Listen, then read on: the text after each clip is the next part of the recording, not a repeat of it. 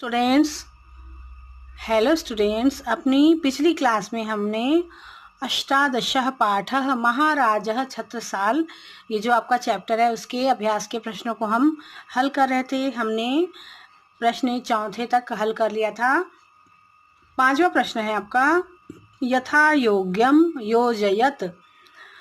तो इसमें अ और ब दो सेक्शन दिए हुए हैं और आपको अ साइड से ब साइड में जो आपके सही आंसर है उनसे आपको मैच करना है। तो पहला है छत्रसालस्य मातु नाम। छत्रसाल की माता का नाम क्या था? छत्रसाल की माता का नाम था सारंधा देवी। तो यहाँ पर देखिए आपके तीसरे नंबर में सारंधा देवी है। फिर दूसरा है छत्रसालस्य जन्म ख्रिस्ताब्दः। छत्रसाल के जन्म की शताब्दी सती कौन सी थी? तो 1649, 1649। तो यहाँ पर देखिए ये फर्स्ट नंबर में लिखा हुआ है। पहले नंबर पे छत्रसाल से जन्म ख्रिस्ताब्दः 1649। फिर अगला है छत्रसाल से राजधानी। छत्रसाल की राजधानी कौन सी थी? पन्ना नगर।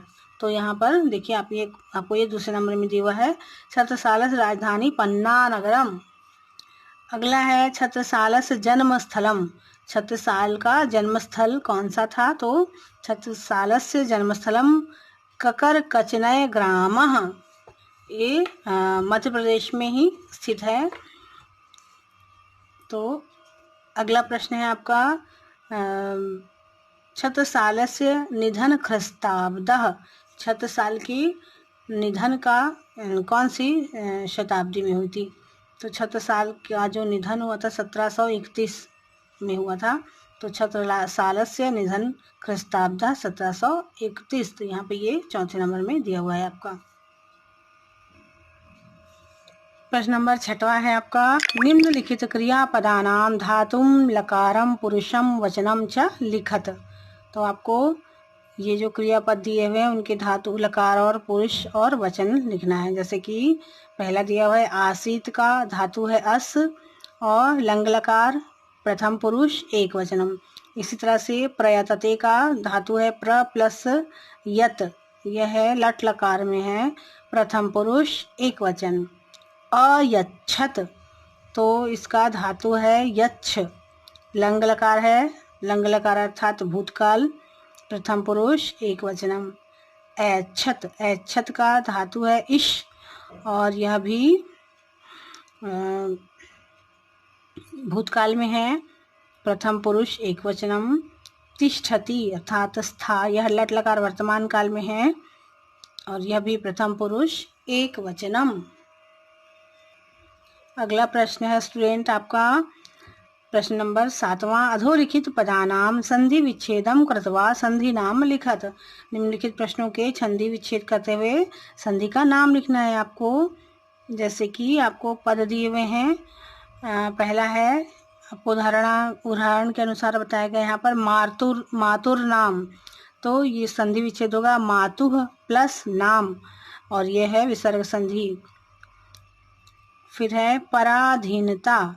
पराधीनता को जब हम संधि करेंगे विच्छेद करेंगे तो पर प्लस अधीनता। तो ये अ और अ मिलके आ हो गया परा, पर और अ परा, अ प्लस आ।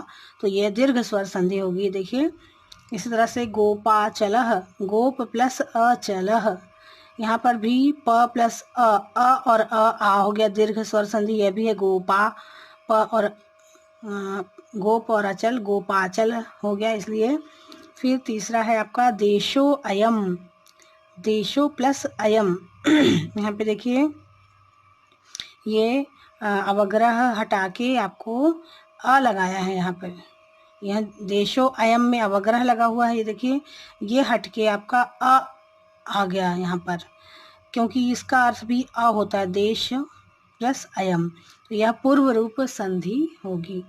फिर है इत्यासीत, यह इति प्लस आसीत, यहाँ पे ई और अ मिल के आधा त्या हो जाता है इत्या, इति और आ, ई और अ तो यह हो जाता है, इसलिए यण संधि है यहाँ पर इत्यासीत। तो इस तरह से आपको ये शब्द जो आप संधि विच्छेद करते हैं तो यहाँ पर ये ध्यान रखिएगा कि जब संधि विच्छेद करते हैं तब हम कौन कौन से स्वरों को जोड़ते हैं, या फिर कौन हलंत होता है या विसर्ग होता है, तो उसके आधार पर ही यहाँ पर संधि का नामकरण होता है।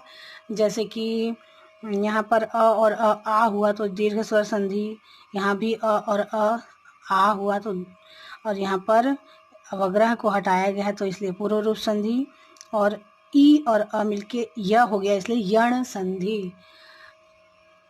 आज के लिए इतना ही। अपनी अगली क्लास में हम इस पाठ के अभ्यास के प्रश्नों को देखेंगे।